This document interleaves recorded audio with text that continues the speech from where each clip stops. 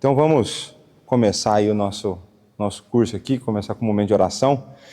Pai, muito obrigado por mais esse dia de vida que o Senhor nos dá, por mais esse momento que nós temos, cara, a oportunidade de aprender mais a Tua Palavra, aprender mais a do Senhor, e que o Senhor nos ajude na nossa limitação, que o Senhor nos ajude a perceber cada vez mais e melhor quem o Senhor é, a Sua grandeza, possamos ter cada vez mais claro em nosso coração a dimensão do Deus a quem nós servimos. Que sejam momentos que nos ajudem a conhecer mais de Ti, a termos mais intimidade com o Senhor, e que seja um conhecimento que traga um impacto real na nossa fé. É o que nós te pedimos humildemente no nome do nosso Senhor e Salvador Jesus Cristo. Amém. Então pronto, semana passada... não, sério que vai começar com isso agora? Mas é fácil. Vai começar com isso. Minha avó falava, se fizer certo, dá certo. E semana passada, vocês lembram que nós conversamos ou não? Não? O que é que adianta vir e não lembrar? A ceidade, que adianta vir e não lembrar, né? A resposta do outro aqui. A ceidade de Deus, né? A ceidade de Deus, colocado no português para pessoas normais, seria tipo o quê?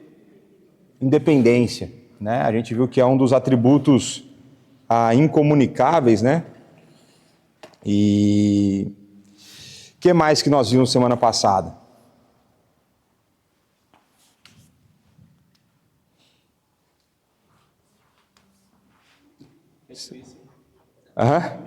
Que é difícil, né?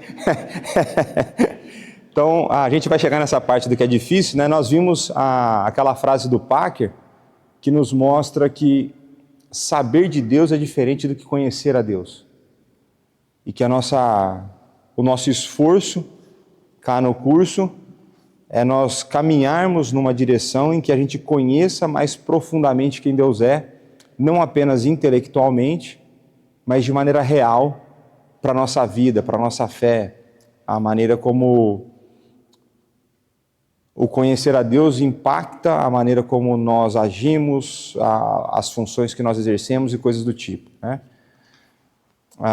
Nós vimos a questão dos problemas na especulação, né? Vocês lembram da frase de Calvino, não?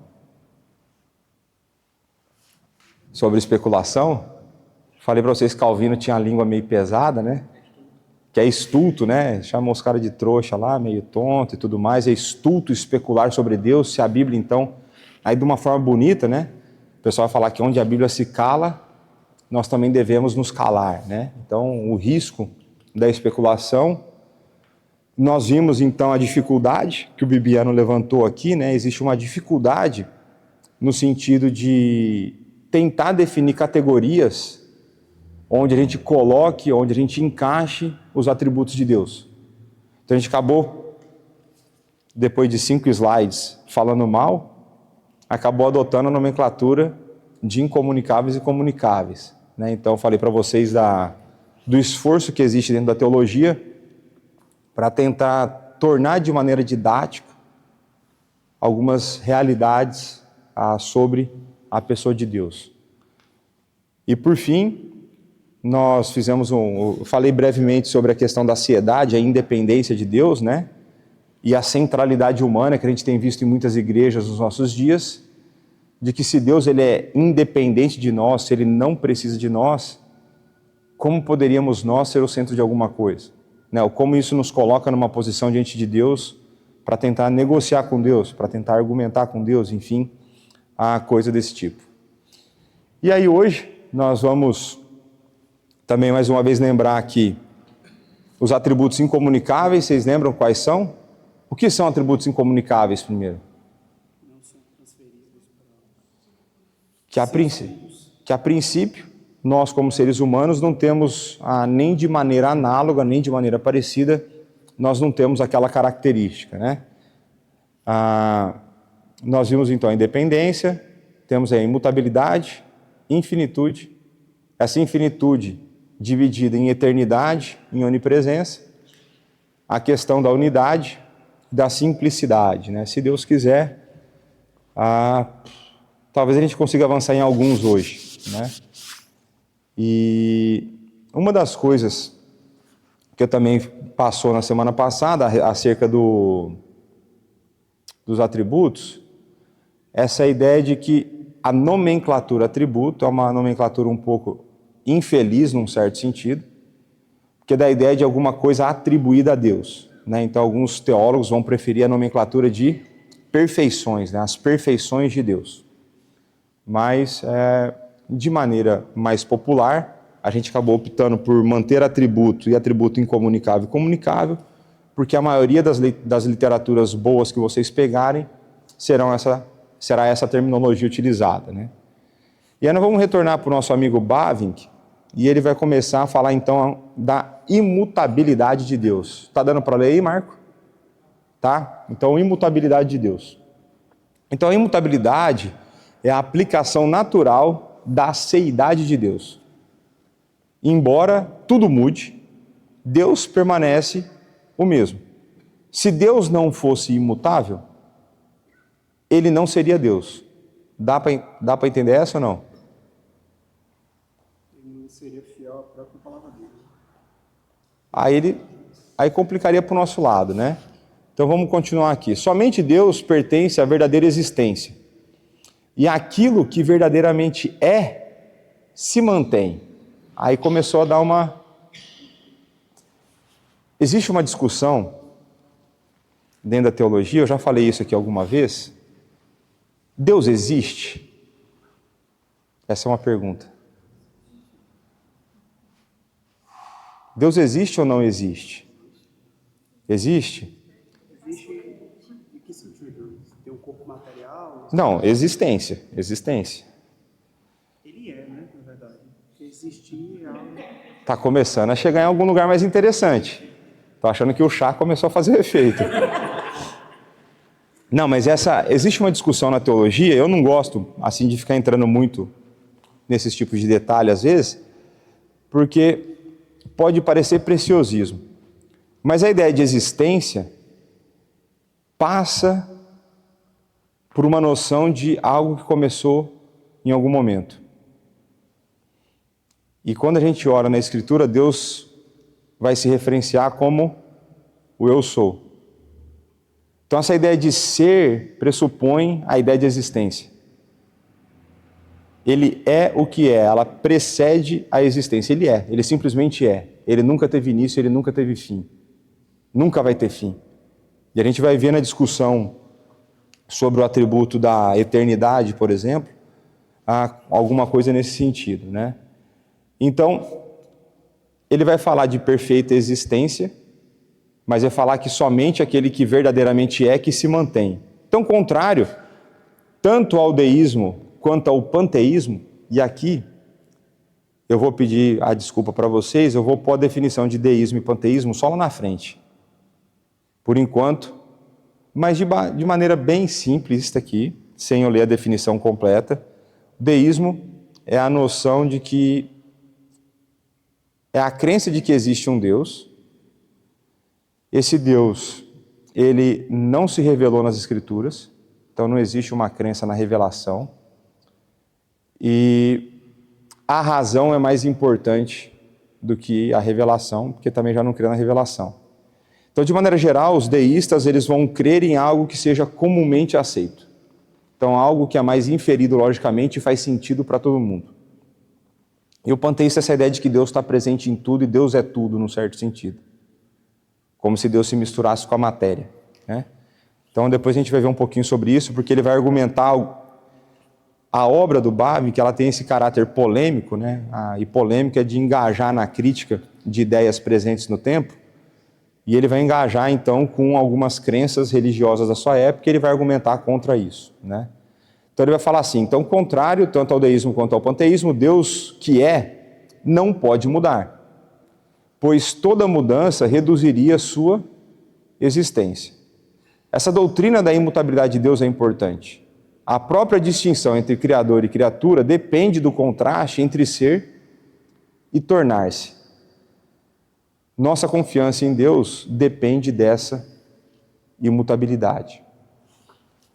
Então, eu já trouxe para vocês essa ideia, esse conceito de a distinção do Criador-criatura. Então nós temos um Deus infinito e que cria, então, seres finitos. De partida, a gente já tem uma diferença. De partida já não existe uma igualdade. De partida já não tem como nós representarmos algo que ele é de maneira plena. Porque nós fomos criados e ele nunca foi. Ele nunca foi criado, ele sempre é, ele sempre existiu. Essa é a discussão. E o porquê que vocês acham que eu grifei nesse finalzinho dessa frase do Bavy, que ele vai falar que a imutabilidade de Deus ela é importante, mas ele vai falar que mais do que importante, a nossa confiança em Deus depende dessa imutabilidade. Por que vocês acham isso? Se você tivesse que fazer alguma inferência a partir dessa afirmação, e eu vou falar aqui, eu acredito que o Bavy está certo. A nossa confiança em Deus depende dele ser imutável. Por quê?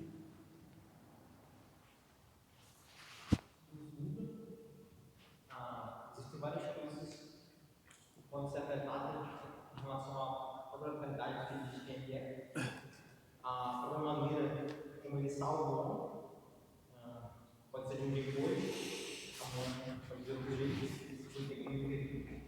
essa feira nova salvação, por exemplo, as promessas, as bênçãos, as próprias maldições, tudo vai ficar como um chão sem piso.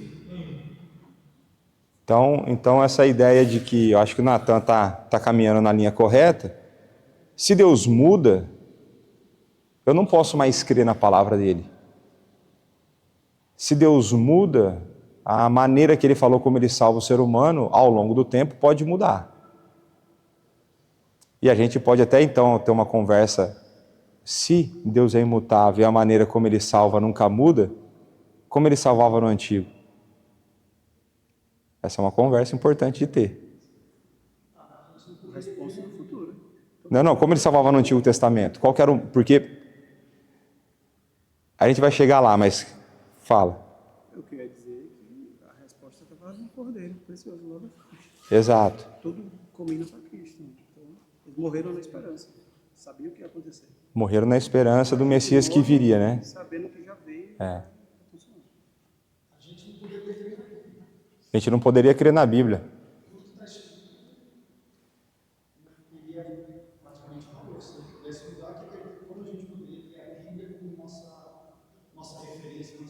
Exato. Então, se Deus muda, né? E aí a gente pode pensar nessa questão, a gente falou não dá para confiar na palavra dele e tudo, então aquilo que agrada a Deus mudaria. Isso é engraçado que vai misturar com... O que é que tem todo poder? Onipotente? É. Eu esqueci. Potência, poder.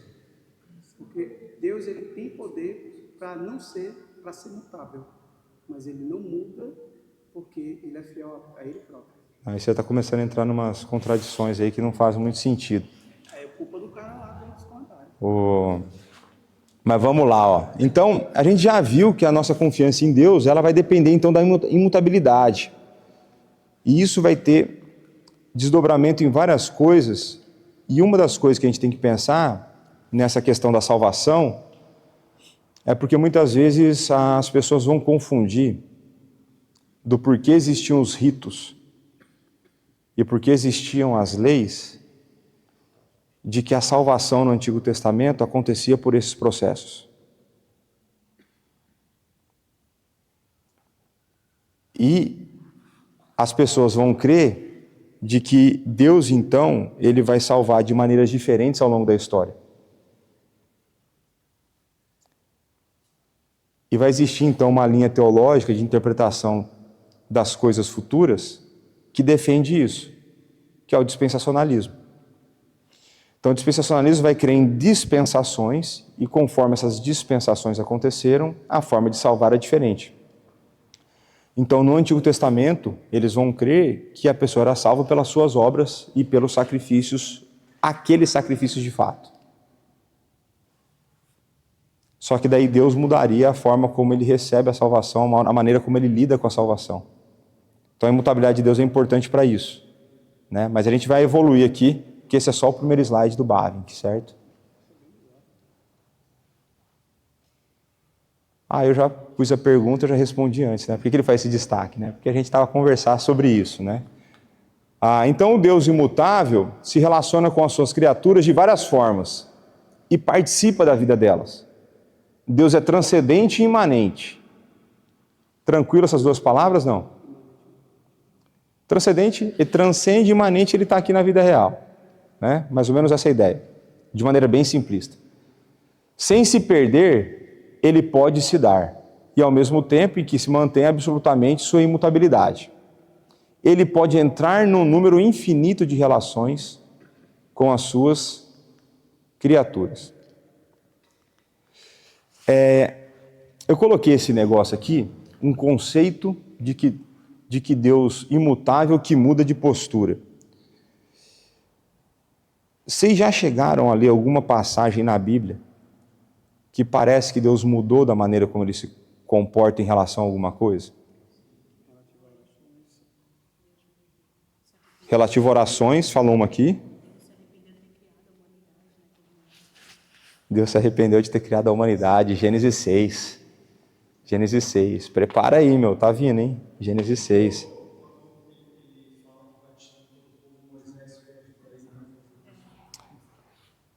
E aí, como que a gente concilia isso com a imutabilidade? Isso é difícil responder. Isso aí tem... Você quer o microfone? É isso que você pediu o microfone para responder? Isso aí tem relacionado com... Porque a imutabilidade, quando eu olho, eu vejo o caráter de Deus. Mudança do caráter de Deus. Aí não. Aí pode, não sei se seriam os decretos, na verdade, não. Mas, enfim, eu acho que não está relacionado. Você começou bem a resposta. Você começou bem. Então a imutabilidade de Deus tem a ver com a sua essência, com o seu caráter, com a sua palavra. Agora, vai existir então uma parte que quando a gente vai olhar para... Eu não gosto de fazer isso, mas eu vou fazer. Vou dar uma antecipação, vou dar um spoiler, que é da pregação de Gênesis 6. Que é o seguinte, quando você pensa em Deus se arrepender. Está lá no texto. Deus se arrependeu. Como que você lida com isso? O que é arrependimento?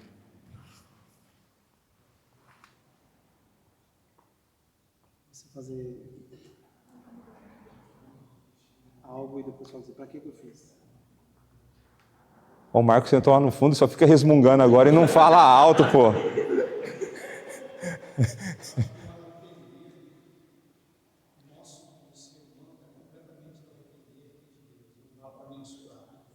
Tá, então, um dos argumentos que o Marco vai colocar, e um argumento que pode ser utilizado, é de que o arrependimento nosso é diferente do que ele vai se referenciar ao arrependimento de Deus ali no texto. Como se fossem duas categorias diferentes de coisas.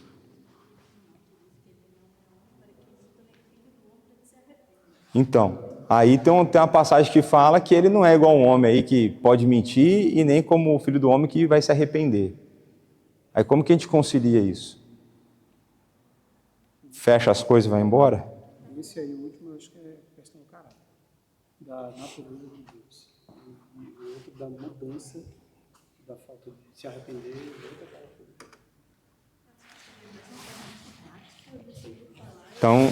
Então a Luádia chegou aqui num aspecto de que vai argumentar que é uma questão didática. E são argumentos que são utilizados.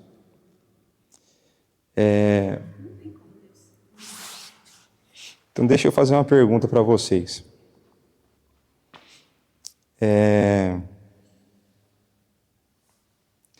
A pessoa se arrepende, por exemplo, de glutonaria. Então ela chega para Deus, ela acabou de almoçar, comeu lá 5 quilos, mais a sobremesa, e ela vai e se arrepende da glutonaria, pede perdão a Deus, e na janta ela come 7 quilos. Ela se arrependeu? Não. Tá. Quando a gente olha a palavra traduzida por arrependeu em Gênesis 6, a palavra transmite uma ideia de você mudar de ação perante uma mudança de atitude de alguém, alguma coisa do tipo, mas que está em acordo com o seu caráter. Então, por exemplo, Deus te promete bênção, desde que você se comporte de tal maneira. Você se comporta de maneira A, e aí você se comporta de maneira B. Deus pode derramar a bênção na sua vida se você se comportar de maneira B? Estou fazendo uma cláusula hipotética aqui, tá? Não está isso na Bíblia. Deus fala assim, ó, se você fizer A, eu te abençoo. Aí você vai e faz B. Ele pode te abençoar? Pode. É uma cláusula hipotética. É a única condição possível. Depende. Se eu for analisar pelo que Deus me ensina, a misericórdia me dá graça. Então, vou fazer de novo a condição. É uma cláusula hipotética. A parte, você tá aplicando a graça lá na frente. Deus pode abençoar o pecado? Então pronto. Era isso que eu estava... Se comporte A e entrega B, aí se eu falo se comporta de um jeito, se comporta do outro, você pecou, né? Mas enfim. Então assim, ó, Deus não pode abençoar o pecado. Quando a gente vai olhar o texto de Gênesis 6, o povo estava aí pecando com força. Então, porque Deus é fiel a Ele mesmo, Ele muda a maneira como Ele se relaciona com a criação. Então, o arrepender-se é mudar de postura diante da criação, não mudar a sua essência. Não deu para... Ainda não deu para perceber? Então, vamos lá. É bom porque eu já vou testar, porque na pregação já ia passar batido, os caras não entender. Deixa eu ver como que eu vou explicar essa parte então de novo. Original. O que é que diz original? Eu teria que abrir a palavra aqui, eu não lembro a palavra, eu lembro o conceito de que Deus ele se arrepende, ele muda de posição, porque o caráter dele não permite continuar com o favor que ele tinha prometido. Essa é a ideia. Então, e qual que é, por exemplo, Deus se arrepende de ter criado. Aí ele vai e promete destruição. Qual que é a ação correta a se tomar quando você se arrepende? A mudança. Então, quando a gente vai falar lá nas listas de vícios e virtudes, é o oposto. Qual que é o oposto de criar? Destruir. Por isso que ele promete destruição em Gênesis 6. Então a ideia dele de se arrepender não é porque ele se arrependeu de ter feito algo ruim. Porque ele fala assim, eu me arrependi de ter feito o homem. Ele arrepende de ter feito. Foi por isso que eu escolhi esse texto. Por isso que eu escolhi esse texto na minha primeira exegese no seminário. Porque, na verdade, eu escolhi esse texto por outra razão. Vocês lembram do Dario, certo? Lembra que eu falei assim, eu tinha certeza que ia reprovar na matéria? Era quando fiz exegese desse texto. E ele falou, você escolheu por uma razão o texto e o problema do texto é outro. Eu escolhi o texto porque fala dos filhos de Deus com as filhas dos homens. É um outro problema que existe no texto. Só que esse é um problema... Gênesis 6. Gênesis 6, meu... Vou trazer até um lanche. Mas Gênesis 6 promete aí, né? Mas depois que você quebra lá essas ideias, você consegue perceber e aí fica mais tranquilo. Mas então essa ideia de Deus de arrepender não é porque ele se arrependeu de algo que ele fez. Ele muda a postura em relação a algo que ele fez, no sentido de ele criou o homem, e porque o homem se comporta de uma tal forma, e o texto vai falar lá, você tem a doutrina da depravação total, né? Que era continuamente mal todo desígnio do coração. Então, a doutrina da depravação total está lá bem clara em Gênesis 6. Gênesis 6, 5.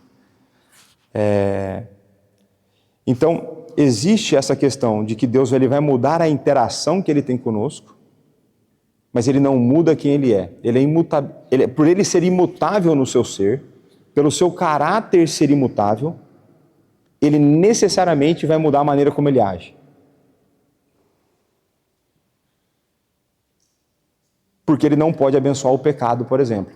Isso aí é claro. Mas Deus mudar uma postura, ele não interferia na onisciência do Senhor, porque ele já saberia que aquele povo Não, ele decretou que aquele povo faria aquilo. faria tudo isso. É. Está decretado, mas mesmo assim eu vou mudar de postura em relação Porque daí, aí a gente vai argumentar, por exemplo, o aspecto didático do negócio. Então, não, eu vou deixar para chegar na hora que chegar tem uma pergunta que eu coloco, que tem um exemplo muito claro da questão da imutabilidade e a oração.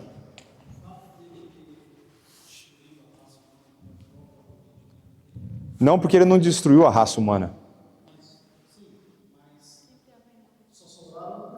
Ele escolheu a família que sobraria, né? E isso, então, aí ele manda a destruição.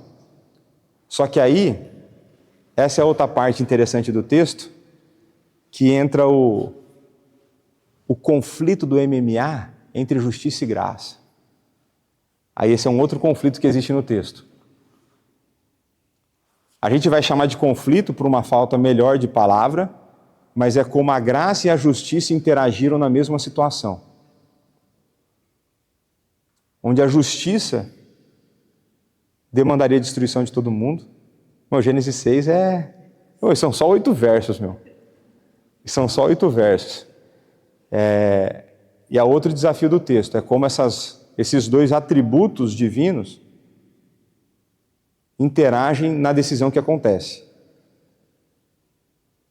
Então se preparem para Gênesis 6. Vai ser bom, meu. Vai ser bom. E... Sim. a descendência de Caim lá, não existe ninguém lá que é salvo. Porque dá a entender que da descendência depois de 7, tem alguns que não foram, dá a entender, certo? Então, é que você está pensando basicamente na descendência só genética. E o conceito ele é espiritual. Porque, por exemplo, você pega Romanos 9. Romanos 9 vai falar lá de 2 irmãos. Quais eram?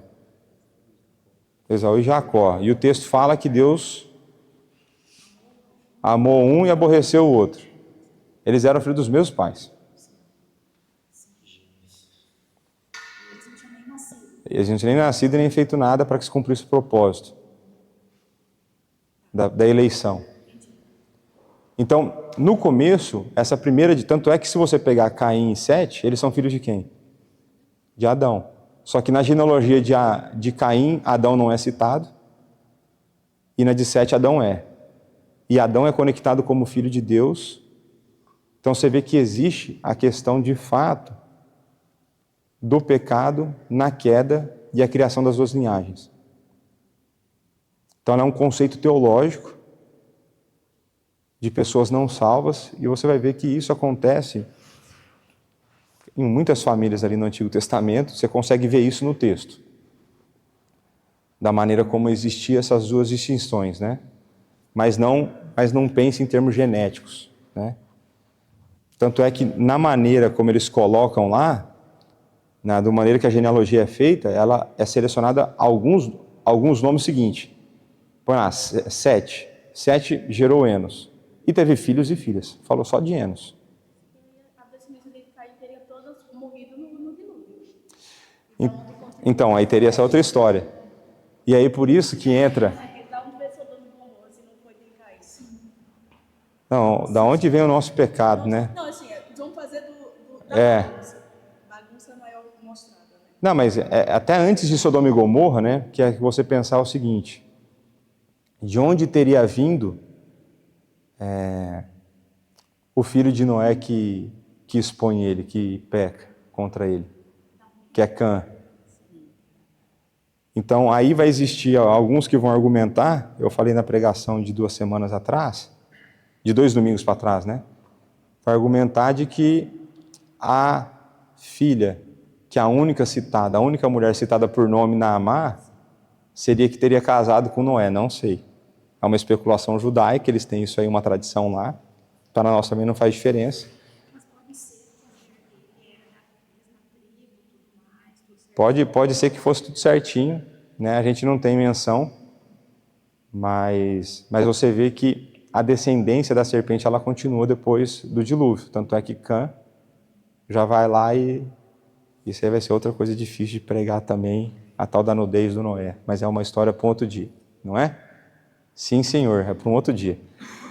Então a gente viu aí essa ideia de que a gente já comentou aqui algumas ideias de passagens que parece que Deus muda de ideia. Então qual que é a clássica que o pessoal fala? Mas oração tem poder.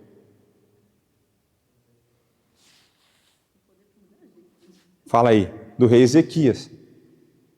Que ele vai e ora, pede a Deus e Deus dá mais 15 anos de vida. Certo?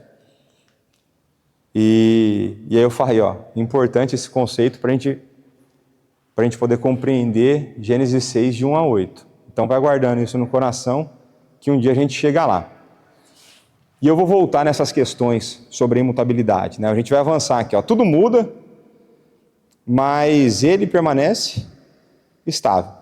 Ele continua sendo quem é, ele é Yahweh, aquele que é sempre, continua sendo ele mesmo. Ele é o primeiro e com os últimos ainda é o mesmo Deus.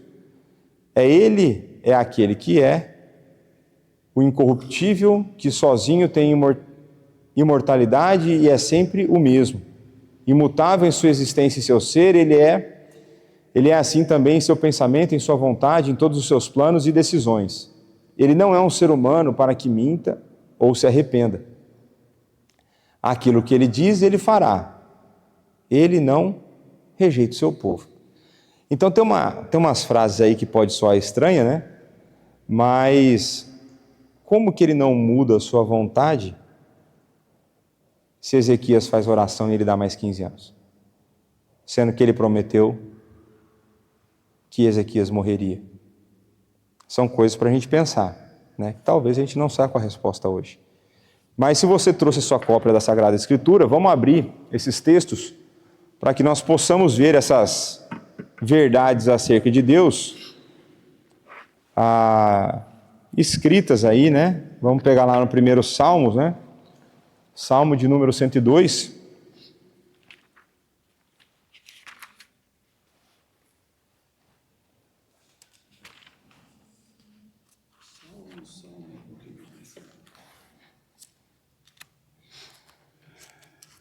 Rapaz, os dedos estão até duros aqui, mano.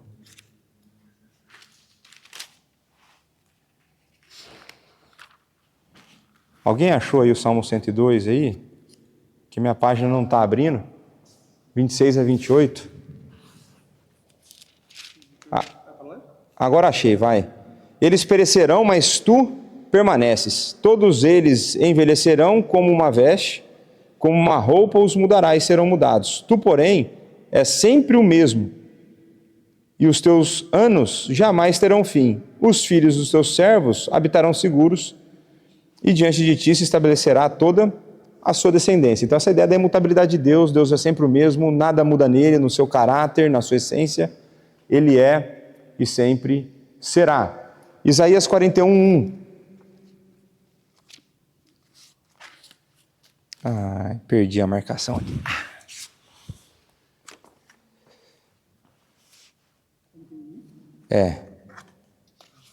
Tá aí não? Então leia aqui. Quem fez e executou tudo isso. Não, mas é para gravação. Desculpa. Quem fez e executou tudo isso, aquele que desde o princípio tem chamado as gerações à existência. Eu, o Senhor, o primeiro, e com os últimos eu mesmo. Então Deus é o primeiro, está com os últimos. Deuteronômio 32, essa é bastante conhecida.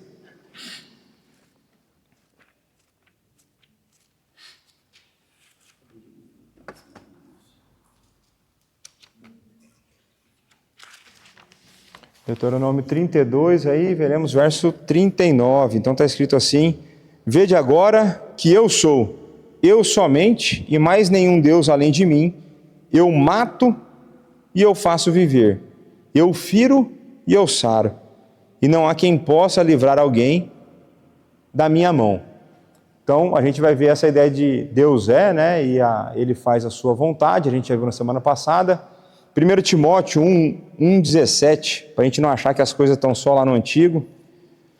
1 Timóteo, primeira carta de Paulo a Timóteo.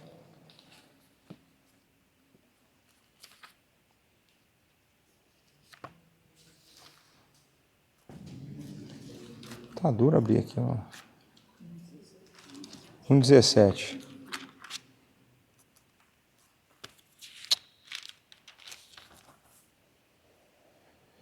Assim, ao Rei eterno, imortal e invisível, Deus único, honra e glória pelo século dos séculos. Amém. Então a gente vê aqui apenas algumas passagens, né? Tem outras que poderiam ser destacadas aí da lista, né? Mas essa ideia de que Deus, ele sempre foi, ele né? Para não falar o termo existiu, e de que na sua sempre existência, no fato dele simplesmente ser, ele nunca muda.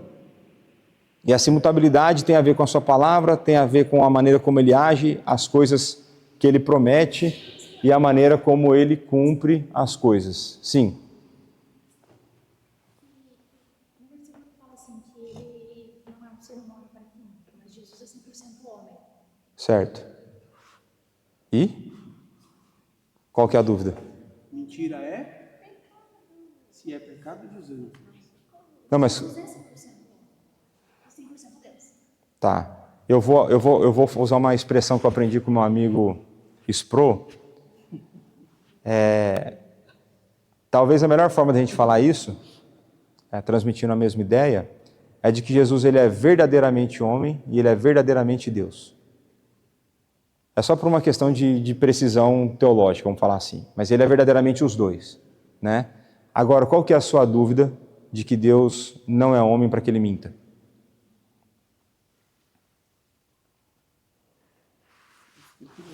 Elabore a sua ideia, porque eu acho que eu sei onde você está chegando, mas eu quero que você elabore melhor. Jesus e Deus são o mesmo. É Deus Pai e Deus Filho, mas Jesus é Deus também. Jesus é Deus. Só que daí no versículo fala que ele não é ser humano. Tá.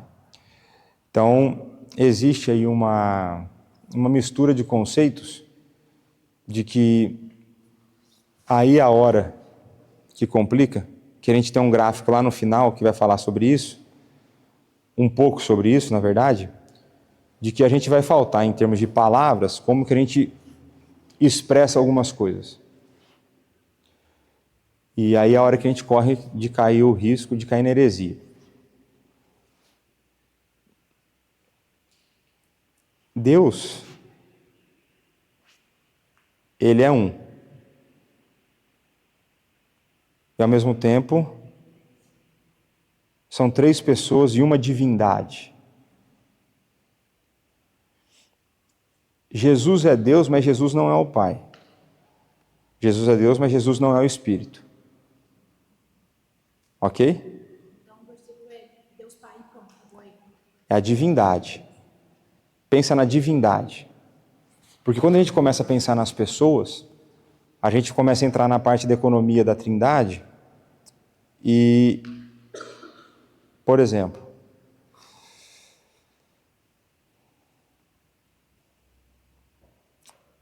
se as três pessoas da Trindade são eternamente unidas e Deus está presente em todo lugar, tem alguma coisa que o Filho fez que o Pai não estivesse junto? Crucificação ele não estava, ele estava esmagando. Oi? Deus estava esmagando o filho dele. Quando ele para cá. Ele não estava presente, estava. Então, como que a gente distingue, como a gente separa, é a hora que começa a dar problema na nossa cabeça. Como que a gente separa essa unidade que existe entre as pessoas? Tudo isso para dizer que vai ter hora que a gente vai chegar em limitação de palavras e conceitos para conseguir fazer algumas distinções. Então, existe uma terminologia que não tem, que tem em inglês e não tem em português, para se referenciar a divindade em si, a gente traduziu por divindade. Então eu pensaria nessa ideia de que a divindade não é homem para que minta. Mas Jesus também não mente. Mas aí a hora que ele não é, mas ele torna-se. Ele assume uma natureza, que é a natureza humana. Mas ele assume uma natureza humana não afetada pelo pecado e tudo mais. Mas então pensa nisso, a divindade, Deus, não é homem. Certo? Ricardo. Então vamos seguir aqui. Essa questão do 5% ou 5% de Deus, a natureza divina, ela não se sobrepõe à natureza humana? Isso não estaria falando que você é incapaz de pecar, né? Tá. Se a gente for nesse argumento, a gente cria um problema que é o seguinte: é como que se Jesus tivesse obedecido à lei trapaceana. Entendeu? Porque é como se a natureza divina vai sobrepor, quem cumpriu a lei foi Deus, não foi o homem. Certo? Para a gente poder conversar mais depois, tem 2 livros do Eberpai, mais ou menos assim eu tenho lá em casa, em que ele fala da união das 2 naturezas e... como que é? Esqueci os títulos do livro, mas os 2 são uma análise teológica acerca da união das 2 naturezas de Cristo, como elas interagiram, porque você vai entrar num aspecto de não pode ter interferência, mas aí entra nesse risco de você falar que vai sobrepor, uma vai mandar mais do que a outra e tudo mais. A questão é que Cristo tinha que obedecer como homem, por isso ele assume essa natureza humana. De maneira tal que a sua divindade, ela não vai interferir na hora da execução. Tanto é que você vai ter passagem que vai falar assim: quem sabe a hora é somente o Pai e não o Filho. Mas Jesus era onisciente ou não? Então a hora que a gente entra, e a gente vai... Não, depois assim, é porque eu estou pensando na ordem do curso, provavelmente depois a gente vai entrar em doutrina do pecado e do homem, para depois entrar em cristologia. E aí em cristologia, meu amigo, vai ser essas coisas tudo. Você não pode responder essa? Rapidinho, você quer? Quero saber spoiler agora, viu? Eu diria que a resposta que seja mais adequada de dar, né, é que a humanidade não sabia. É o que eu diria. Tentando não fazer uma divisão daquilo que foi unido. Entendeu? Mas é isso. Então, na verdade, ele sabia. Deus é onisciente? Então, exato, ele não ia mentir. Então é isso que eu estou falando. E aqui, até existem outros debates de outras possíveis interpretações acerca disso, né? Mas eu entendo que é a questão da humanidade de Cristo não saber, né? Por exemplo, Jesus é Deus, certo? Jesus saiu da barriga andando? Jesus saiu da barriga escrevendo?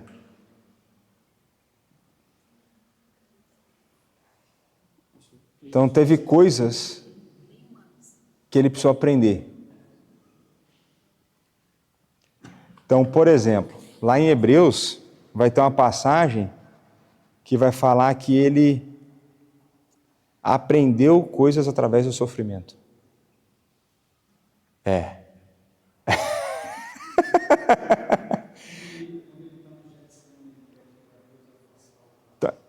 Essa é uma outra passagem que você pode analisar e fazer algumas conclusões a partir dela, né? Você fala assim, mas o bom da nossa turma é que a gente está fazendo igual aquelas igrejas por aí, né? A gente lê um texto e prega outra coisa, né? Mas a gente começou a aula de um jeito e está indo para outro caminho, né? Mas se você pensar, por exemplo, Cristo estava de acordo ou não com o projeto dele ser o Salvador? Sim. Então por que no Getsemane ele pede, se possível, afasta de mim esse cálice? Aí já me remete logo o afastamento dele com o Pai. Mas aí não. Assim, não. Peraí. O que você está falando é o seguinte, a preocupação dele era com o afastamento futuro. Porque o problema que ele tem é exatamente com o que vai acontecer entre ele e o Pai. Mas é só para a gente entender primeiro, como esse assunto é complexo. Não, isso aí não, porque ele vai terminar com a oração do jeito que a gente deveria terminar as nossas orações. É que seja feito sua vontade, né? Mas você vê que existe uma complexidade na Trindade, na pessoa de Deus, na Trindade, na pessoa de Cristo. Existe uma complexidade que excede a nossa compreensão. E aí a gente vai ter que começar a usar a terminologia bíblica para a gente não dar bola fora. Que o problema todo, porque assim, hoje em dia é tranquilo dar bola fora. Você ganha até seguidor para isso, né? Tem até um cara com nome que o segundo nome dele é igual ao meu, que só dá bola fora. Mas em outras épocas, já estariam mortos. Tinha uma época que você falar uma dessas, você morria.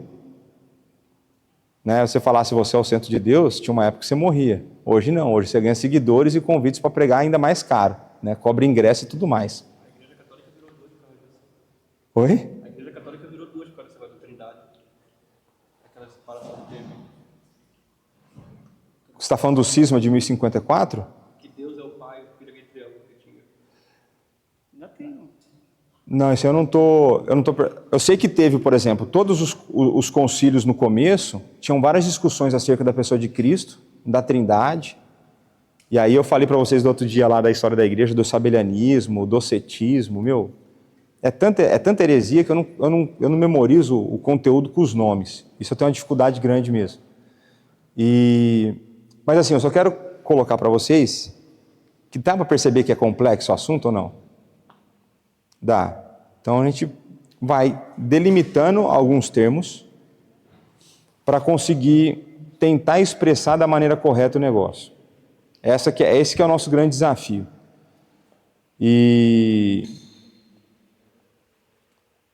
Qual deve ser a correta preocupação com esse tipo de tema? Oi? Qual é a correta preocupação que se deve ter com esse tipo de tema? Em que sentido? Estava vendo lá o comentarista do Catecismo Maior, e aí quando ele fala da infinitude de Deus, a nossa finitude, ele vai falar sobre coisas tipo, quem criou Deus, né? Nossa mente é dirigida a pensar coisas absurdas por causa da nossa finitude. Aí o ponto que eu questiono é, para que a nossa mente tende a ter o pensamento de ter que resolver sempre essa equação? De algo que vai bater porque a gente não vai conseguir responder. Nem mesmo melhor, talvez, a interpretação bíblica consiga extrair de fato. Porque o que é essencial a gente sabe que é a história da redenção. O que é essencial está para nos salvar. Então, o ponto além disso serve para quê?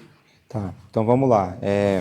A gente vai ver que existe uma questão, uma razão pela qual a gente vai estudar esse tipo de coisa, é porque se Deus revelou, então a gente consegue ver a história da redenção tranquilo, né? Assim, todo mundo não, mas quem teve contato com alguma igreja que tenha um pouco mais de teologia bíblica e tudo mais, vai entender a questão da história da redenção. Entretanto, a gente tem nas Sagradas Escrituras muitas outras verdades que são relacionadas à história da redenção, mas que nos dão conhecimentos além, entre aspas, de só, entre aspas, história da redenção, num certo sentido. Existe, dentro dessa revelação, informações ou revelações acerca de quem Deus é, que é a tentativa do pai se comunicar com o filho. Então existe a importância, porque se existe revelado e se está registrado, é digno do meu esforço para a compreensão. Então eu creio que um dos grandes exemplos disso foi a genealogia do último domingo. Quantos de vocês tinham passado batido naquela genealogia várias vezes? Todas as vezes que eu li. Né? Então, se está revelado, tem uma razão para estar revelado. E a grande luta nossa é conseguir perceber o porquê que está lá. Qual é a informação que Deus quer transmitir com isso. Cântico dos Cânticos. Cântico dos Cânticos, está lá. E é um dos livros que, ao longo da história foi disputado. Você vai ter comentarista ao longo da história que vai falar assim, Cântico dos Cânticos deveria ser lido para pessoas maiores de 30 anos. Está lá, né? Então, assim, como que você lida com isso? E o esforço todo é esse. O que a gente não pode ter é uma postura arrogante de achar que a gente tem todas as respostas. Eu creio que, inclusive, parte do estudo serve para nos humilhar. Parte dessas perguntas que nós não conseguimos ter resposta serve para bater na nossa cara e falar, meu amigo, se coloca na sua posição. Isso serve como indivíduo, isso serve como denominação, serve como igreja local, porque muitas vezes você pode me fazer uma pergunta. Você acha que a igreja presbiteriana é a igreja que tem a melhor teologia? Qual que você acha que vai ser a minha resposta? Com certeza, porque senão estava na outra, eu não estava aqui. Agora, a outra pergunta que tem que ser feita é, você acha que vocês entenderam tudo certo? Aí eu falo assim, não. Aí a pergunta é, então por que você continua acreditando? Não, porque ainda não achei quais são os meus erros.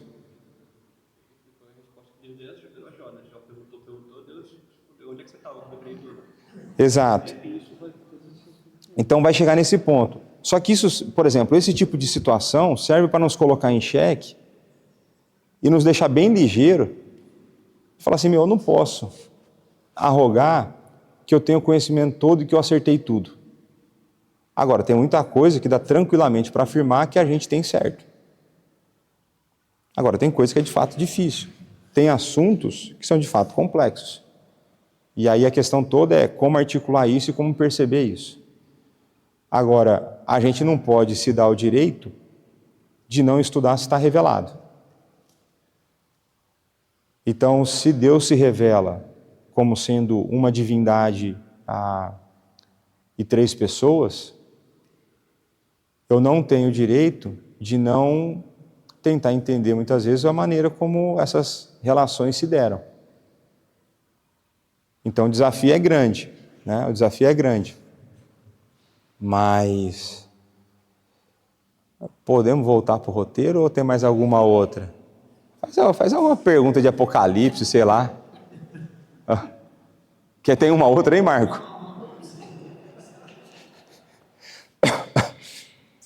Ó, amor, acho que você podia fazer um chazinho lá para mim, meu.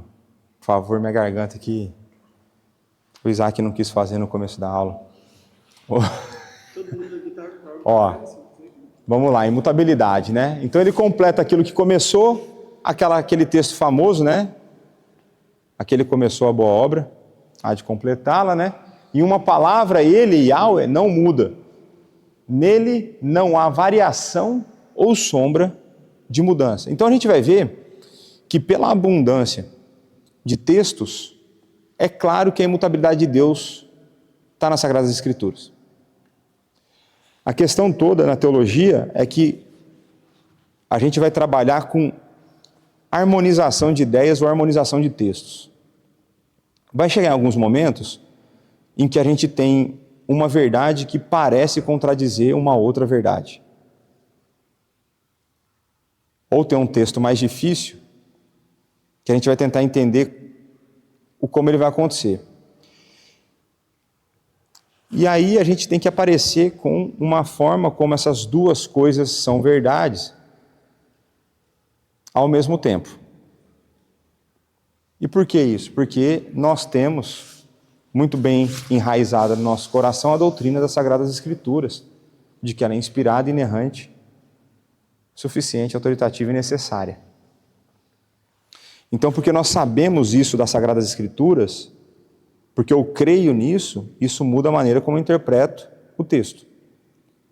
Então nós vamos ter que chegar para textos que vão, como eu trouxe aqui, você tem várias coisas falando que Deus é imutável, e na hora que Deus parece mudar de comportamento, eu tenho que tentar entender, tentar perceber o porquê que aquilo acontece.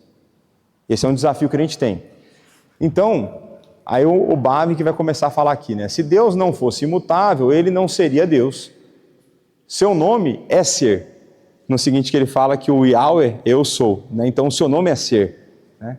E esse nome é um nome inalterável. Tudo que muda deixa de ser o que era. Aí começou a ficar profundo, né? Tudo que muda deixa de ser o que era. Mas a verdadeira existência pertence àquele que não muda. Aquilo que verdadeiramente é, permanece. Aquilo que muda era alguma coisa e será alguma coisa, mas não é alguma coisa porque é mutável. Vai achando, velho. Bavinck, meu. Isso aí é Holanda, meu. Tem altas coisas que acontecem na Holanda. Então ele vai falar assim, mas Deus que é não muda, pois toda mudança diminuiria a sua existência. Eu acho que essa aqui é a parte importante. Além disso, Deus é imutável em seu conhecimento, vontade, decretos, como é em seu ser. Então, o ponto dessa frase toda para nós aqui, é que eu queria pegar essa parte aqui, ó. Então Deus ele é imutável em seu conhecimento, vontade, decretos, como é em seu ser. Então, para nós, a gente já viu que Deus ser imutável no seu ser faz sentido, certo? A gente falou no começo da aula. Agora, o porquê que vocês acham que ele tem que ser imutável em seu conhecimento, em sua vontade, em seus decretos?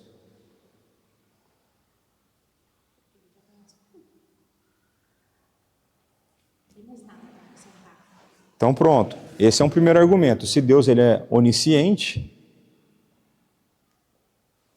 não tem como ele conhecer alguma coisa a mais ou a menos. Certo? Ou errado? Obrigado. Então, já que eu pedi no microfone, eu vou agradecer no microfone. Obrigado, meu amor. Aí, ó. Aí eu passo por educadinho. Então, Deus, ele, conhecendo tudo, sendo onisciente, porque aquilo que é perfeito precisa ter algo adicionado? Aquilo que é perfeito, se tiver algo removido, continua a ser perfeito? Não. Então Deus não pode ter nada acrescentado a ele.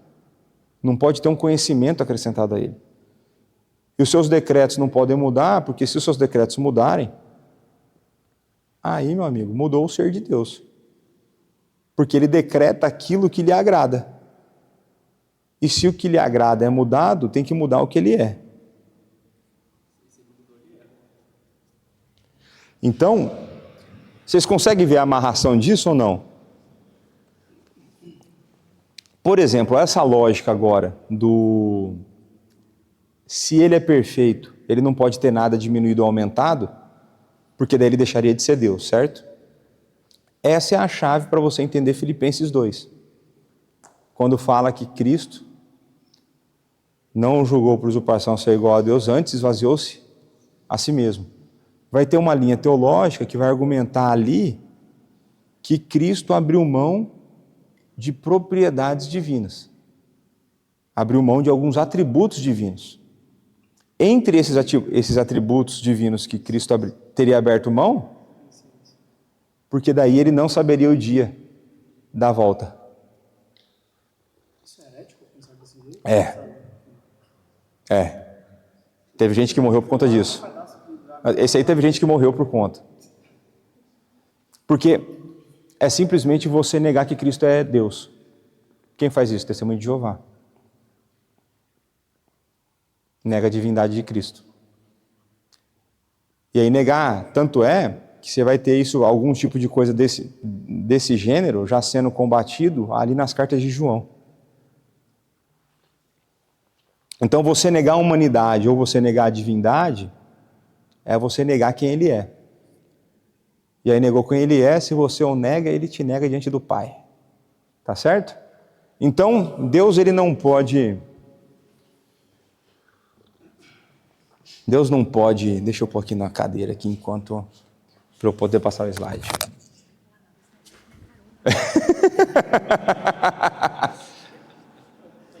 Então vamos lá, ó. E aí eu trouxe de novo, eu repeti a última frase aí, porque eu quero fazer algumas perguntas acerca da última frase. Então, obrigado. É sempre bom ter diácono, né, meu? Então vamos lá, ó. Então, além disso, Deus é imutável em seu conhecimento, vontade e decretos, como é em seu ser. Então, imutabilidade completa, né? Pergunta: quais são as implicações dessa afirmação?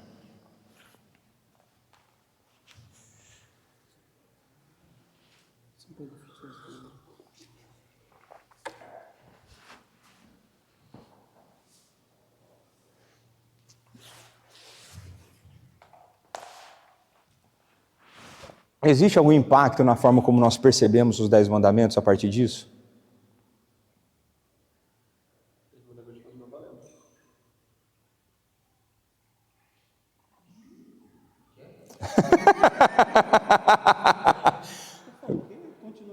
Continua valendo.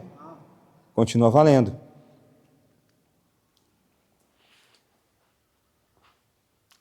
Existe algum impacto na forma como nós percebemos o papel e a importância da oração?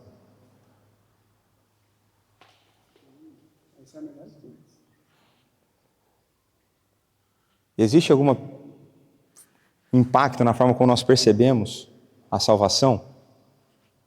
Ou o conceito de salvação? Vou colocar todas as perguntas, porque daí, se cada um tiver como diria meu amigo Lucas, um insight acerca da pergunta, pode falar aí. Aproveitar que ele veio, né? E aí?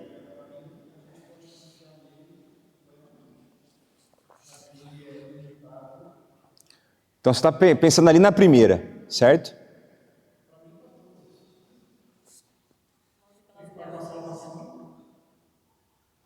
Você pode falar o que você fique à vontade, você tem livre-arbítrio aqui.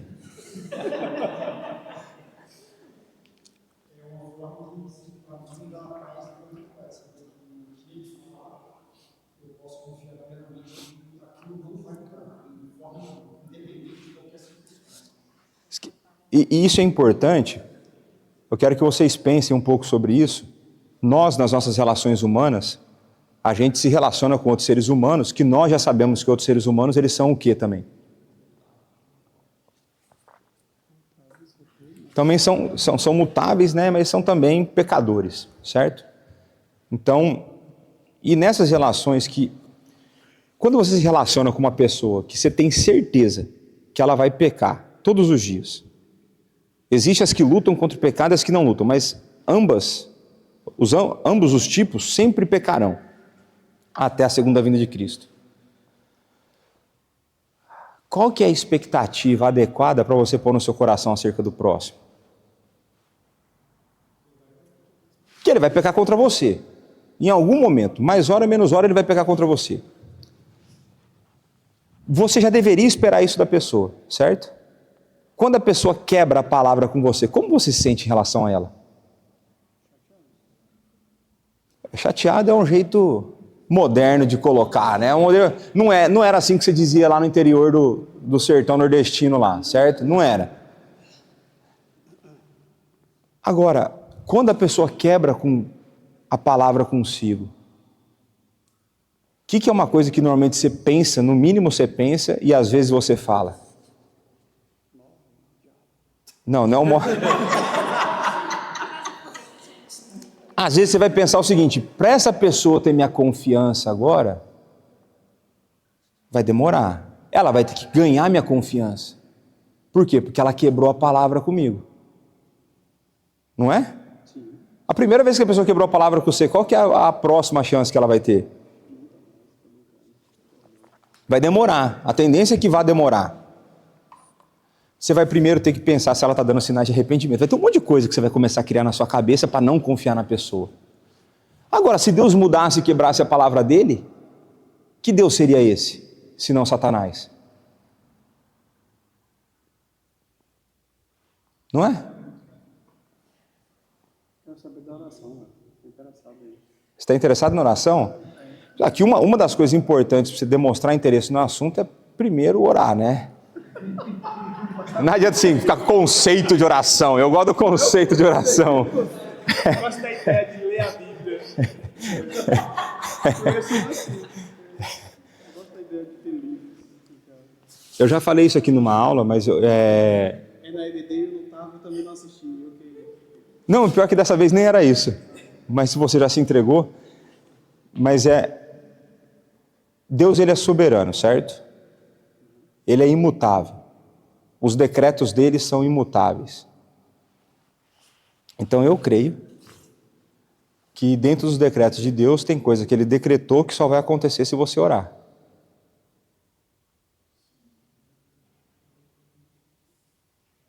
Não era nem bom ter perguntado isso. Então, existem coisas, mas essas coisas não estão relativas à salvação, obviamente. Pode estar. Depende, por exemplo, se você está falando, vamos supor, Uma mãe com filho. hipotético, vamos pro hipotético.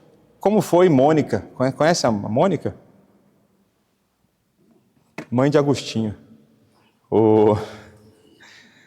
Ela orou por Agostinho lá, anos. Né?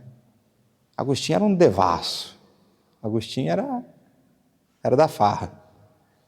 E uma hora ele converte. E ele vai entender como resposta da oração da mãe.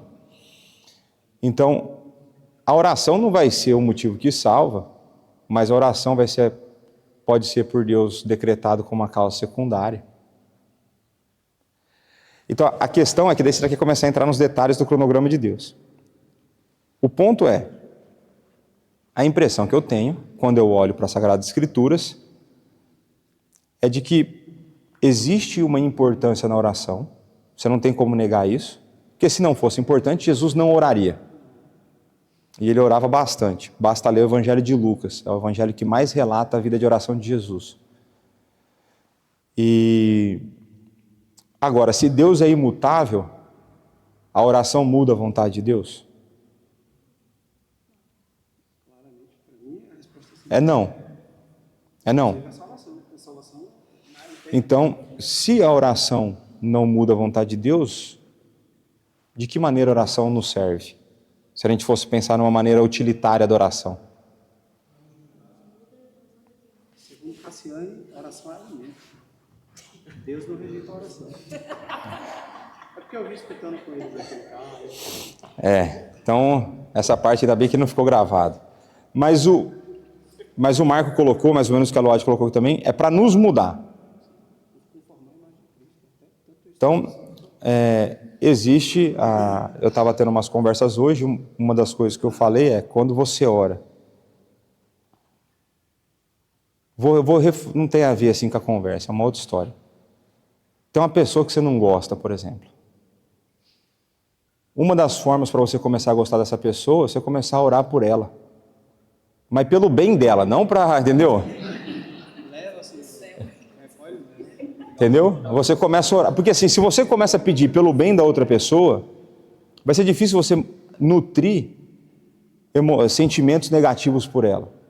Você ainda vai ter a luta lá, não estou falando que vai ser fácil. Começou a orar, no começo você não vai querer orar por coisa boa. Mas tem que orar. Oi.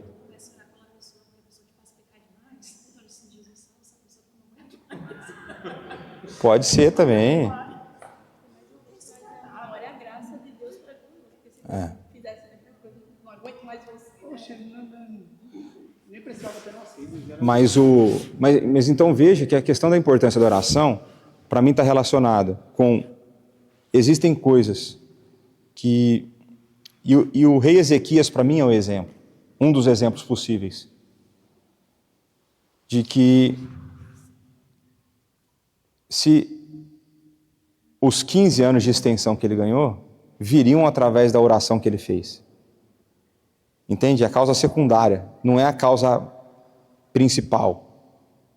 A causa principal dele ganhar 15 anos foi porque Deus tinha decretado. Mas a oração foi o meio que Deus escolheu. O John Piper tem um vídeo que ele vai falar o seguinte, ó. O prego foi feito para estar dentro da madeira segurando a outra madeira. É isso que ele foi feito. Agora, qual que é o jeito de colocar o prego dentro da madeira? Oração, na marretada. Um martelo. Ele vai falar que a oração é isso. Então vai ter hora, e aí tem uma beleza grande nisso, que tem coisas que você vai pedir e Deus vai te dar. Tem coisas que você não vai pedir e Deus vai te dar. E tem coisas que você vai pedir e Deus nunca vai te dar. A questão é que você não sabe qual é qual. Aí é a beleza de você orar por todas. Então você tem um monte de coisa no seu dia a dia que você recebe e você não pediu para Deus. Por exemplo, nem todo mundo pede para Deus para ser liberto dos acidentes nas ruas e na autoestrada. Mas se você está aqui hoje, provavelmente você não foi envolvido num acidente de trânsito. É diferente, por exemplo, Bibiano, outro dia nós fomos orar, ele pediu para orar para ele. Ele pediu. Ele pediu. E recebeu, a gente orou e recebeu. Né? Então, existem essas questões, mas uma coisa importante para a gente entender é que, uma vez que Deus é imutável, a oração ela não tem o poder de mudar a vontade de Deus. Ela não tem. E por que isso é importante? Porque a gente tem que olhar a oração não como uma ferramenta de barganha, tortura ou insistência no sentido, não, se eu pedir mais ou com mais fé, Deus vai me dar.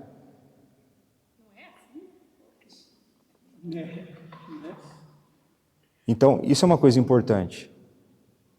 Agora, importante também a gente entender que a oração ela é importante, a gente entender que ela tem um propósito, que existem coisas que Deus decretou que a oração vai ser o meio para isso, e de que Deus trabalha no nosso coração através da oração.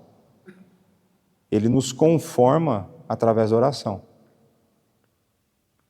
E é o jeito que acontece. Agora, quando a gente pensa nos 10 mandamentos, o que são os 10 mandamentos? Oi? A lei moral? É uma forma de colocar. O que mais que os 10 mandamentos são? Porque vai existir uma, por exemplo, depois eu vou na discussão, me lembra da discussão da lei moral. Pronto. Rapaz, não, esse aí, meu, esse aí é o seguinte, ele agora está respondendo tudo, está tocando violão, baixo, daqui a pouco é bateria, gaita, entendeu? Qualquer dia falta todo mundo, vem só o Bibiano aí. É igual aqueles caras que é no Faustão, você lembra isso aí? A resposta que o Bibiano deu falou assim, é o caráter de Deus. Eu diria, né, que os 10 mandamentos expressam o caráter de Deus. Porque Deus mandaria alguma coisa que não lhe agrada? Então Deus ordena coisas que são agradáveis a Ele. E se são agradáveis a Ele no Antigo Testamento, elas são agradáveis no Novo? Por quê? Porque Ele não é mutável. Pelo fato dele ser imutável, os 10 mandamentos continuam agradando a Deus da mesma forma. Então a obediência aos 10 mandamentos agrada a Deus. E eu vou além. Os 10 mandamentos, pelo fato de eles serem expressão do caráter de Deus, os 10 mandamentos são a base da ética cristã. É a partir dos 10 mandamentos que a gente extrapola tudo que a gente faz na nossa vida. Deveria ser. A partir dos 10 mandamentos. Então, e é por isso, né, o Natan levantou ali a questão da lei moral, né? Então, eu entendo que os 10 mandamentos, eles são morais. E por que vocês acham que é importante entender os 10 mandamentos como morais?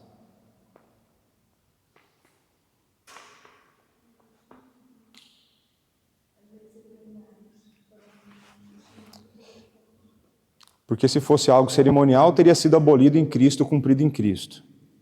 Se fosse civil, pelo fato de não existir mais nação, no caso uma nação teocêntrica, também estaria extinto.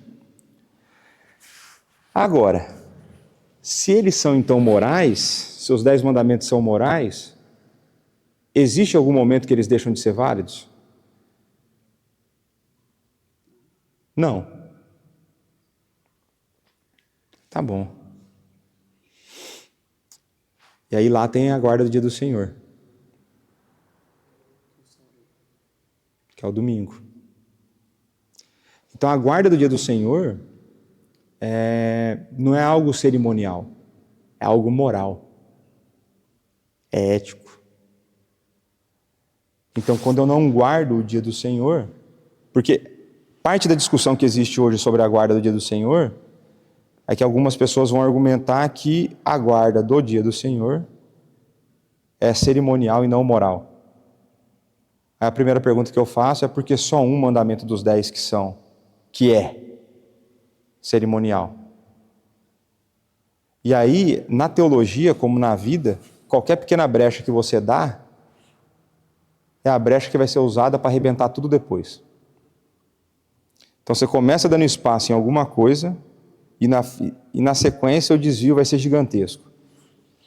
Então é importante a gente pensar nisso, de que é mais fácil a gente enxergar, por exemplo, honrar pai e mãe, é mais fácil a gente enxergar, na média, né? É mais fácil a gente enxergar não cobiçarás, não furtarás, não adulterarás como moral. Mas as pessoas têm dificuldade de entender que a guarda do dia do Senhor é moral. Agora, continua agradando a Deus, continua sendo moral, porque Deus é imutável. E principalmente, né, porque muitas vezes o pessoal quer fazer essa questão ela é cerimonial e aí depois Cristo aboliu, né? Cristo cumpriu e aí o cerimonial não existe mais. Aí o pessoal esquece de olhar para Gênesis, que já estava lá. Então é importante, pensem nisso, a guarda do dia do Senhor é moral. Pensem nisso. E depois a questão do conceito de salvação, né? Já coloquei aqui, já antecipei aquela ideia de que na visão dispensacionalista, né? Você tem modos de salvação diferentes em cada época, né? Então, inclusive no Antigo Testamento é a salvação para os judeus, aí deu errado, literalmente isso, dá errado, aí Deus faz um plano B, que vira a igreja. Então a igreja é um parênteses na história do povo de Deus. E aí os modos de salvação são diferentes, né? Então é um risco que se corre quando a gente não abraça aí a imutabilidade de Deus. E aí eu vou colocar as definições que eu tinha prometido, porque a gente vai bater nessa questão da salvação agora. A gente não, né? O Bavinck, né? Então deísmo, né? Então deísmo é a doutrina que nega a atuação de Deus no universo. Então não vai ser incomum você ouvir alguém explicar do deísmo, como Deus criou o mundo, como um relógio que ele dá corda e deixa girando e ele não age mais. Então tem caras em São Paulo, por exemplo, famosos, com igrejas grandes, que começaram a abraçar essas ideias de que Deus já não mais interferia no mundo. Hoje virou a igreja do alfabeto. Está lá. Começou com um pequeno desvio. É sempre assim, pequeno desvio. Uma hora dá desvio grande.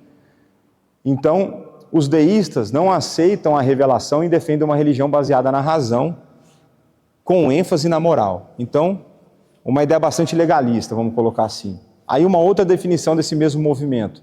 É um movimento que surge na Inglaterra, final do século XVII e começo do XVIII, cuja afirmação principal era que a religião deveria ser reduzida a seus elementos mais razoáveis e universalmente aceitos, e deveria basear-se na razão antes da revelação.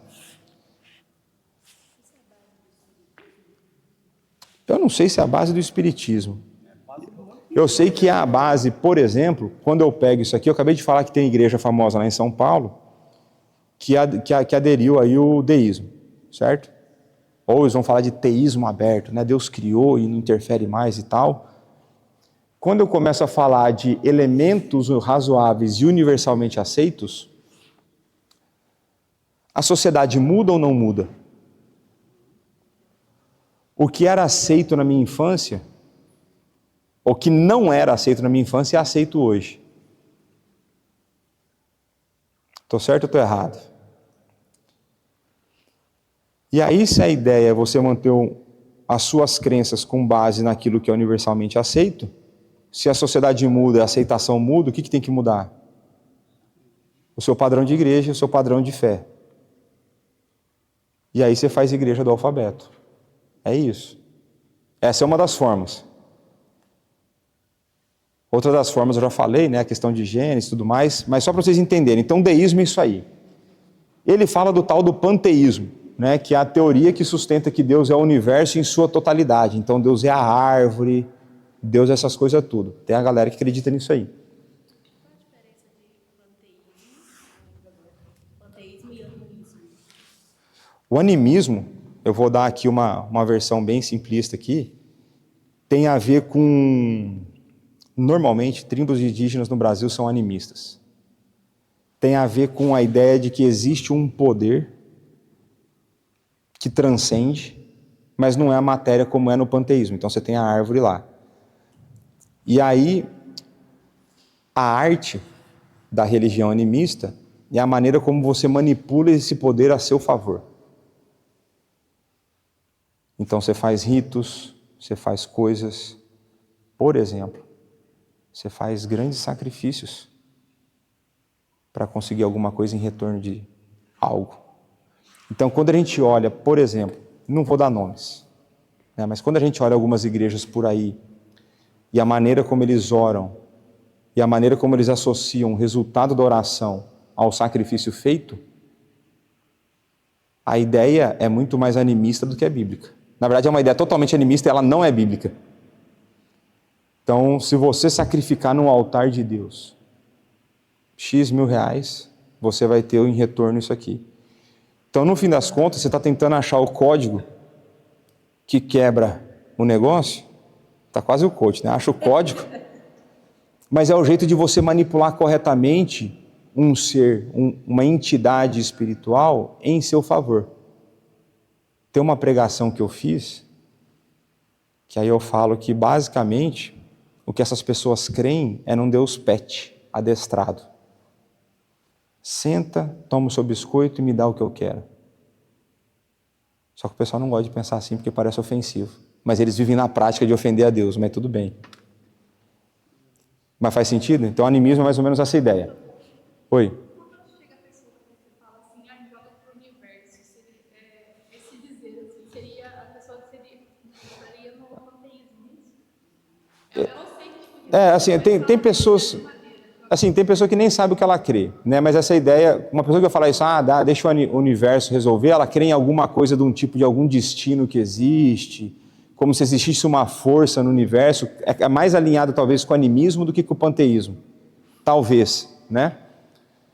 E aí, agora nós vamos falar do tal do Pelágio. Quem que já ouviu falar de Pelágio? Já ouviu ou não? Oi? Pelejando? Eu estou pelejando hoje aqui. Ó, então o Pelágio, né, a doutrina aí, o pelagianismo, a gente vai ter uma discussão, a gente ouve muito falar em arminianismo, certo? O arminianismo vai estar entre a linha do pelagianismo ou semi-pelagianismo, vai depender do que como o cara articula o que ele crê, tá certo? Então só vou trazer a definição, porque é o Bave que vai bater nele também, tá certo? Então só para falar aqui. Então a doutrina de Pelágio, um monge, chegou em Roma no final do século IV. Onde os caras já estavam pensando isso aí? Século IV. Ali ele se opôs às doutrinas de Agostinho sobre a graça, que lhe parecia desprezar a obediência cristã à lei. Então, veja que nem todo mundo que erra necessariamente com má intenção. Ele estava preocupado com o zelo de obedecer à lei de Deus. Eu não estou falando que ele está certo, estou falando que ele está preocupado com isso. Essa preocupação é uma preocupação boa. Então, ao fazer, por que ele acha que Agostinho desprezava a obediência? Porque ele pegava e falava que a salvação dependia completamente da predestinação e da graça. O que Pelágio não entendeu? Que essas três coisas são verdade, inclusive a obediência da lei. Né?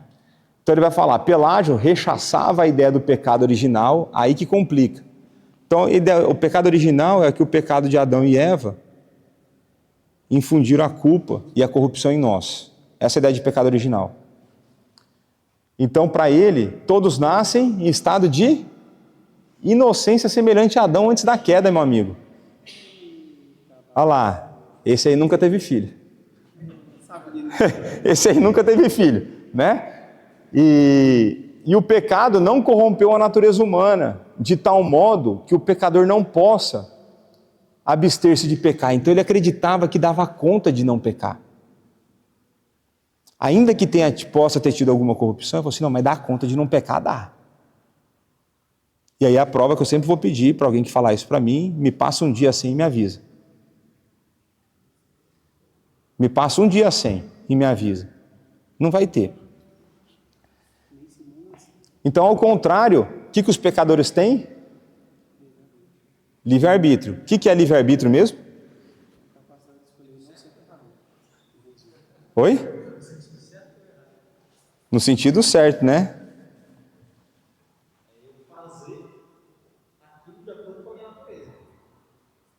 Não.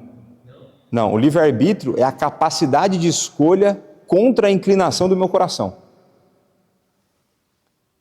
Então, é eu conseguir escolher contrário ao que o meu coração deseja. Então, meu coração corrompido pelo pecado, ainda que eu tenha sido liberto da escravidão, estou num processo. O que seria livre-arbítrio? Eu ter condição de escolher não pecar.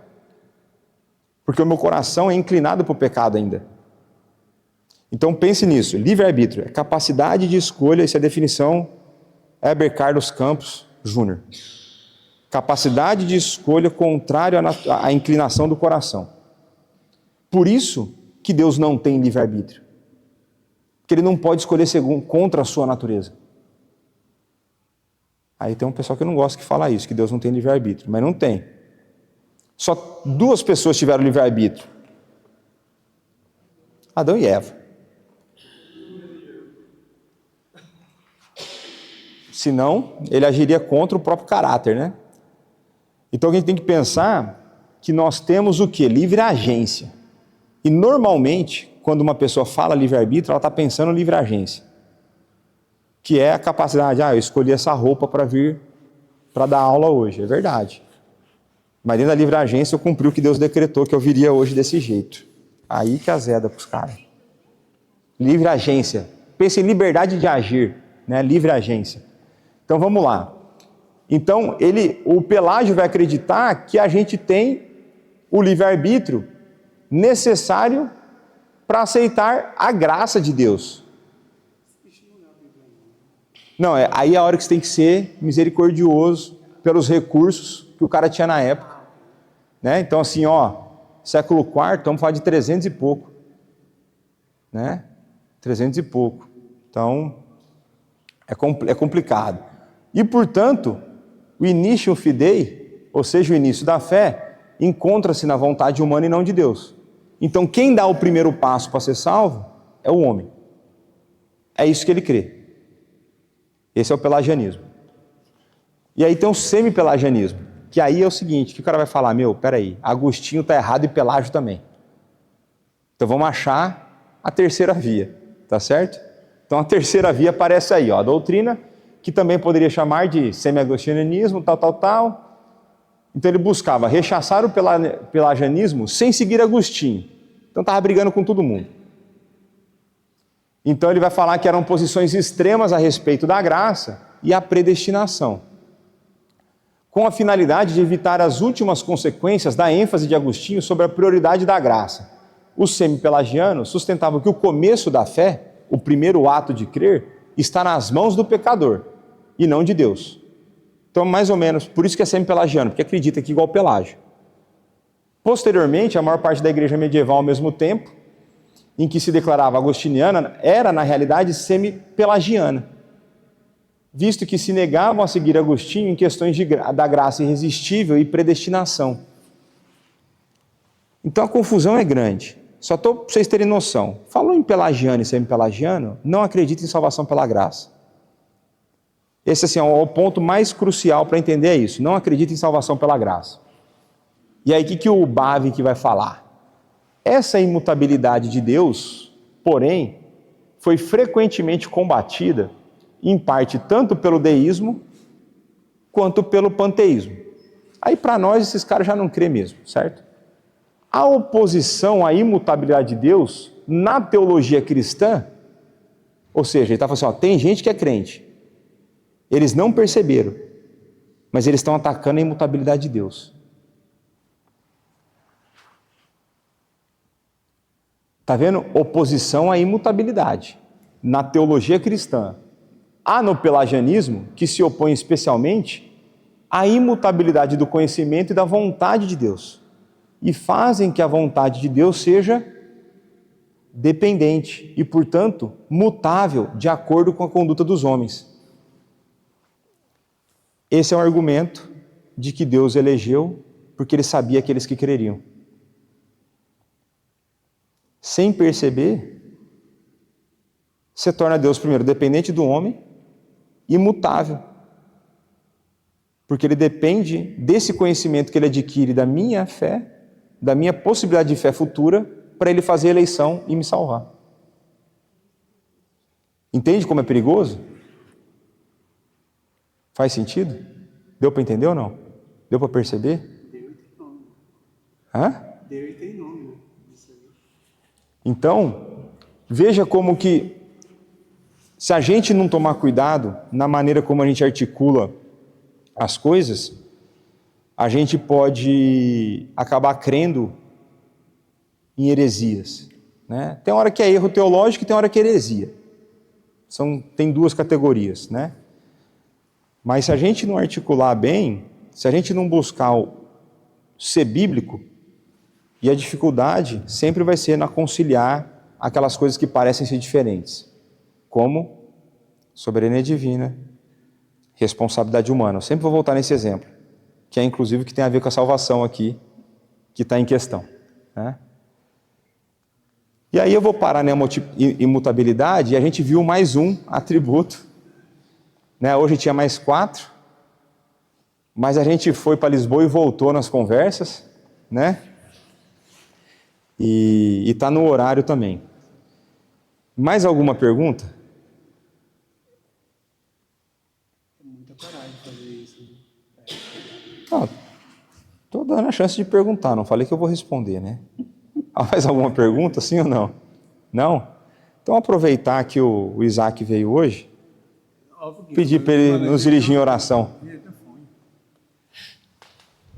Deus bendito e santo, muito obrigado, Pai, pelo privilégio que temos de aprender sobre a tua palavra, de aprender um pouco mais de ti, de esclarecer a nossa mente a respeito da tua revelação, Senhor Pai. Que nossos corações sejam gratos por isso, por esse momento, Pai. Que tu possa nos levar, Senhor, para as nossas casas, para a tua santa proteção.